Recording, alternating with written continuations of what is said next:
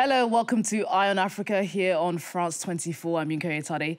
Here are the headlines stories making headlines across the continent. Let's go. The death toll from devastating flash floods in Niger State climbs to 200 people. Many more feared dead as rescuers comb through debris searching for survivors and victims. Concern is now mounting over the risk of the spread of disease. After 2 years of war in Sudan, the impact on children is overwhelming. We'll take a closer look at their plight as they suffer sexual assaults while abductions and killings become increasingly common. And we'll take you to the Ivorian LA Festival that's rewriting the story of one town once overshadowed by trafficking. The event sees teams go head-to-head in pirogue races. It's a competition that celebrates athletic prowess as well as culture and heritage. It's great to have you with us. The death toll from flash floods that have ravaged parts of Niger State in north-central Nigeria has risen to 200 people. Rescuers are tirelessly sifting through mud and debris, searching for survivors and victims, while hundreds of people remain missing. There's also growing concern over the risk of the spread of disease. In Mokwa, the hardest-hit area, at least 500 households have been affected by the floods, said to be the worst in living memory. Daniel Quinlan has this update. Witnesses say that the downpour that hit Mokwa are the worst in living memory. The sudden and intense floods built up rapidly in just a few hours. Roads were washed away, hundreds of families affected and thousands displaced. Heavy machinery is aiding with efforts to recover bodies and remove debris. Many are still missing, but hopes of finding survivors has faded. Authorities have halted search and rescue operations. I have 15 family members in my household. Unfortunately, 9 of them have died in the flood and 8 are still missing. Only 1 body has been recovered and our house was completely washed away. I'm currently standing in the spot where my room used to be. I've lost everything. My wife, mother, children and other relatives are all missing. The flood has taken everything from us. Rain started in the early hours of the morning Thursday, and floods are common during the rainy season in Nigeria, but their frequency and intensity have increased due to climate change. Flooding is also exacerbated by the lack of proper drainage and unregulated construction, causing a large amount of water to build up and finally burst through, with devastating consequences. There are so many people in their houses sleeping. Some are still in the morning sleeping. So many people. In fact, we cannot count them unless we're able to see the body to count. If not, they are uncountable as at now. Even myself, I lost a brother. And with so many still missing, many here are expecting the toll to rise significantly.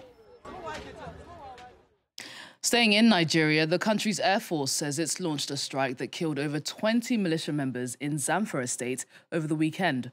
Soldiers are said to have been acting on intelligence, revealing that fighters were planning a large-scale attack on villages. The weekend's operations wasn't without controversy, though. Amnesty International has called for an investigation into the strike after residents reported that civilians were caught in the crossfire. The rights group is warning against unlawful and reckless attacks on villages. The Nigerian military has in the past admitted mistakes in targeting civilians and says it will look into the incident. Next, a rebel group linked to al-Qaeda has claimed a deadly attack on a military base in Mali that left over 30 soldiers reportedly killed. More than 400 troops across the Sahel are believed to have died at the hands of insurgents since early May. Heavy gunfire and shelling from the group has also rocked Mali's ancient city of Timbuktu this Monday. A military airport is reported to have been targeted. Russian mercenaries operating in the area were also assaulted. We're going to zoom in on the plight of children caught in one of the world's worst humanitarian crises. In the 3 years of war in Sudan, some 3,000 children are believed to have been killed. 5,000 have gone missing or been kidnapped, while 17 million children have been kept out of schools. The UN is sounding the alarm. The organisation warns that violence against children has reached shocking new heights this year. Antonia Kerrigan has this report. Around 5 million children have had to flee their homes since April 2023, depriving them of stability and, in most cases, an education. Before the war, we had 7 million children out of school. Since the war, we have 17 million children who are not in schools.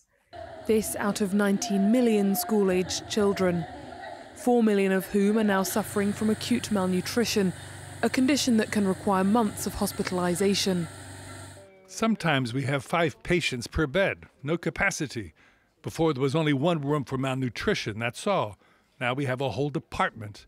In fact, we have to build a tower in the hospital.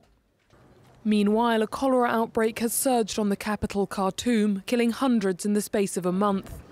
US funding cuts have drastically decreased the aid available on the ground, causing some NGOs to close kitchens, while aid agencies present struggle to reach rebel-held parts of the country in the south and west. Both the Sudanese armed forces and the RSF militia have been accused of recruiting children as soldiers, a practice prohibited under international law. Mo Ibrahim is one of the most listened to voices in Africa for stumping up a prize for the best former presidents, which doesn't get handed out most years, to funding research and grants for young Africans hoping to do things better. The Sudanese billionaire has invested heavily in trying to cultivate better leaders for his continent. Well, this Monday, top figures from around the world headed to Morocco for an event organised by the Mo Ibrahim Foundation to break down what moves Africa should take to stay on course despite some pretty turbulent global times. Well, Georgia Calvin-Smith spoke to Nigerian high life sensations, the Cavemen, who spoke about African creative roles and the role that they play in pushing the continent forward.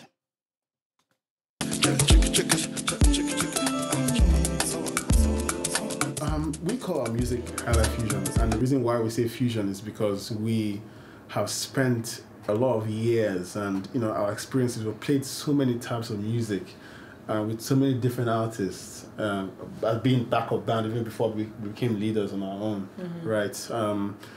So high life fusion being in the sense that the foundation of the music is high life at the base, like the soul of it is high life, but we don't want to just play what our predecessors played and do exactly the same thing. We want to show people our own experience too as well, that we actually played jazz music, we actually played rock music, we actually played everything, and then we're just using high life as the foundation to kind of like it's just like that, like you're in a house. Yeah.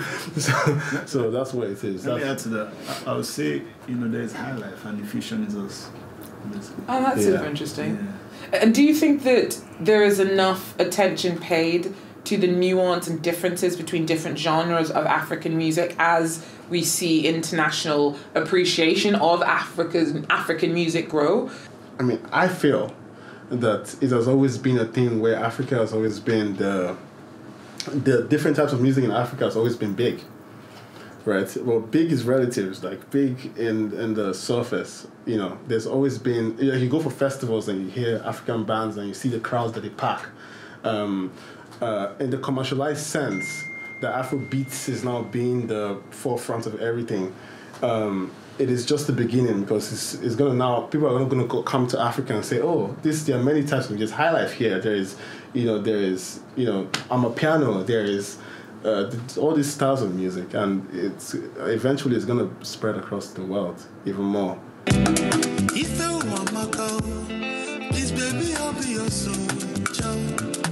feel like Africa just needs to be more enabling to its creatives. Yeah, I feel like high life is something that Africa has to offer the world, and its advancement is so important for how the world goes forward, and that's what brings me back to that support. The environment just has to be enabling. We don't need so much. We've been trained to be tough in a way. So and with those collaborations, I was talking about the collaborations between African countries and African leaders, that would help our message.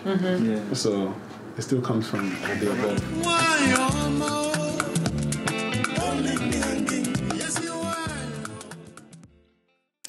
In Adi Ake, a town nestled in the southeast of Ivory Coast, the pirogue, a type of canoe, isn't just a way to get around. It represents culture, a bridge to the past, and a link between people. Along the banks of the Abbey Lagoon, every stroke of the oar speaks a language of its own, one of reconciliation. The region, once overshadowed by trafficking, is turning a new page, and the LA Festival that sees people go head-to-head in a boat race is leading the way. Tom Canetti and our team on the ground have this report.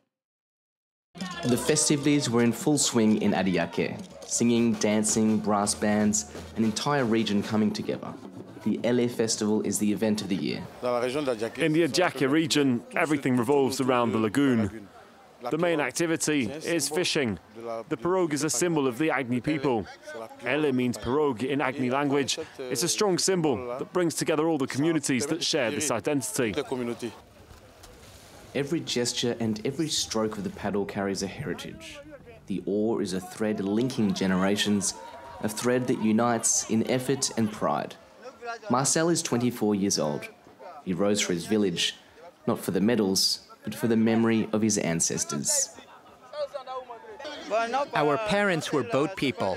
They used to practice this activity, and now we're taking over from them. For us, it's a way of showing them that we're preserving their heritage and making them proud of us. On the starting line, a team from Ghana. A little further on, rowers from Togo. The race on the small wooden boats is the centrepiece of the festival. It's become a showcase for regional integration. I've come from Ghana for this competition. The atmosphere is very good. This is the 9th edition in which we're taking part. The authorities want to change the image of Adi Ake, which has long served as a corridor for traffickers. The LA Festival has become a symbol of peace and unity for young Ivorians.